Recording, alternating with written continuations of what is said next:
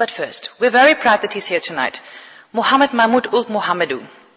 And as you will understand, and please be aware of that, with recent developments in our own political culture, we have to import controversy from abroad.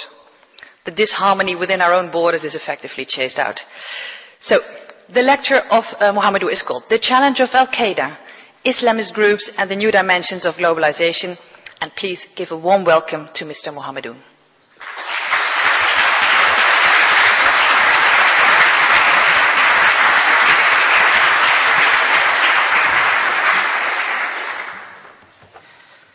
Thank you very much. Good evening, ladies and gentlemen.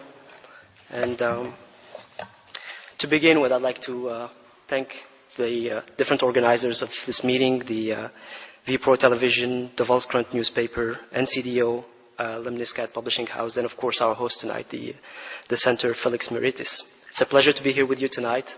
I very much look forward to this discussion, to the engagement, to exploring the issues, much like our chair has delineated them tonight for us. I also welcome the presence of the director of the documentary that you just saw, Alexander, with whom I had a chance to work, and all of you. Approaching the issues a little bit tonight is I think, going to be a bit of a mix, as we just saw. So what I'd like to do is put a few ideas on the table, which go beyond just this question of negotiation that we've seen, because obviously this is going to come back and we'll, I think, have a chance to explore it in detail. But I'd like to, before I get to that, preface my remarks by saying, and unfortunately that should not be the case, but I think I have to say it while respecting your intelligence, that exploration of these issues does not make one an apologist for any one side. I think that the intellectual scholarship, scientific rigor, analysis of conflict research, which is where I spring from as a scholar, is something that has been unfortunately colored excessively with issues that are politicized. And we have to, if anything, get from this talk is moving a step back so as to have a sober, clinical, scientific understanding of these issues. It seems to me that at the end of the 20th century and the beginning of the 21st century, the world has re-entered a period of remilitarization of world politics. Whereas in the mid-90s and a bit before, we had lived through a period of relative advancement in multilateralism, in work on the global scene. Think, for instance, of the big international conferences of the 90s, your Beijing, Copenhagen, etc., all the way to a week before 9/11 with the Durban conference. There was a moment of trying to advance these issues. It was not an easy one. It was a haphazard one, but it was a different moment. It seems so long ago that where we find ourselves today. A moment in which now we seem to have taken a step back with mistrust, fear, barbarity in places, beheadings, Guantanamo, Abu Ghraib, things that we thought we had left behind us with the advancement of human rights, of global work, of standard setting on these issues. It seems that we have fallen back into a time that is almost neo-Hobbesian in the way that international politics are understood. So it is these transformations, their playing out, their deciphering, which I would like to explore tonight. And of course, events take a life of their own. So we cannot think about the conflict that will be discussed tonight as a static one. This conflict, which I'll turn to in a second. We cannot have the picture of 2001 as the same as it is in May 2006. There's a dynamic. The playing out of a conflict feeds back into how that conflict itself mutates, particularly when it's so novel, as I will make the case that it is. And I think we have to build that in our analysis.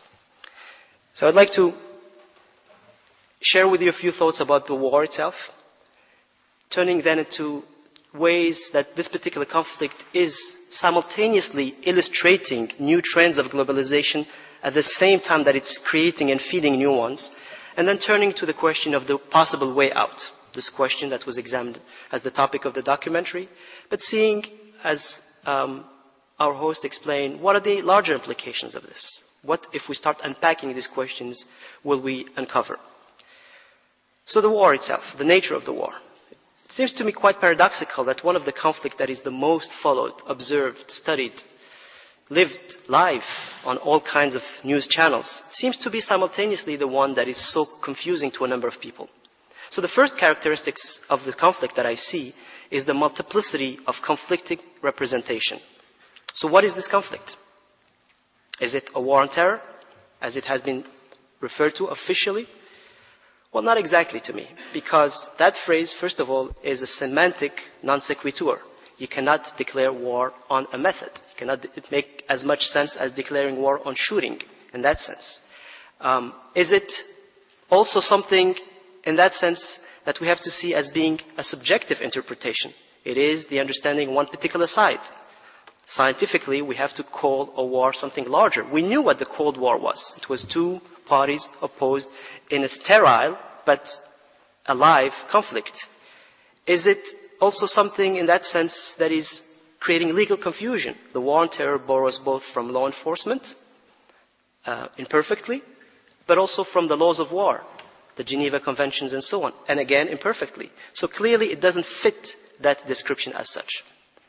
What other approaches are being presented? Is it a clash of civilization, as is often referred to as well, popularly in the media, since Sam Huntington came up with that concept a few years ago, before 9/11 indeed. Unfortunately, to some extent, it can be maintained that that is the case, because subjectively, the parties to the conflict have been using that phraseology. Jihad on the one hand, and crusade, at least in the early week, on the other side. And objectively, the drivers of conflict, which tended to be ideological in the preceding phase, have indeed moved to something that is much more immediately, urgently informed by culture, identity, civilization being the highest level of cultural commonality in that sense. But that doesn't also completely do justice to what we have, because ultimately what you have with talk of civilizational conflict is the extended interpretation of what initially is a well-delineated conflict between two parties, and building around it a host of issues which don't necessarily spring from that pool, although they might later get a life of their own. More importantly, one cannot argue realistically that all of the West is opposed to Islam and all of Islam is opposed to the West. So that also puts to rest that particular phrase. It must be said, however, that civilizational differences exist. They do. We all have civilizational differences that are anchored in our identity, that spring from our religion, that spring from our, whether we practice it or not, from the legacy of our cultural heritage, of our civilizational legacy. But it seems to me again that these differences, however real, private, intimate, don't necessarily have to spell conflict. Conflict, war, since Clausewitz, has always had a basic political component at its heart. And in this case, it is particular policies that I would flag as being the drivers of that. So what is this conflict? Objectively, clinically, the scholar in me sees it as a war between the United States and particular allies, European allies, some cases difficult to define because they fluctuate depending on which period and depending which configuration. But the United States and allies opposed to a transnational, non-state armed group known as Al-Qaeda, another equally complicated actor as well. That war, that conflict started 10 years ago with a formal declaration by Osama bin Laden in 1996 onto the United States, followed by a second declaration of war in 1998.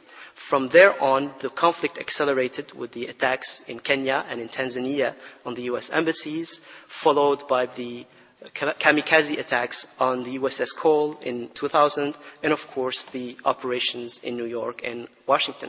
From there on, and in August 1998, the United States also bombed the Sudan and Afghanistan in retaliation on that particular group.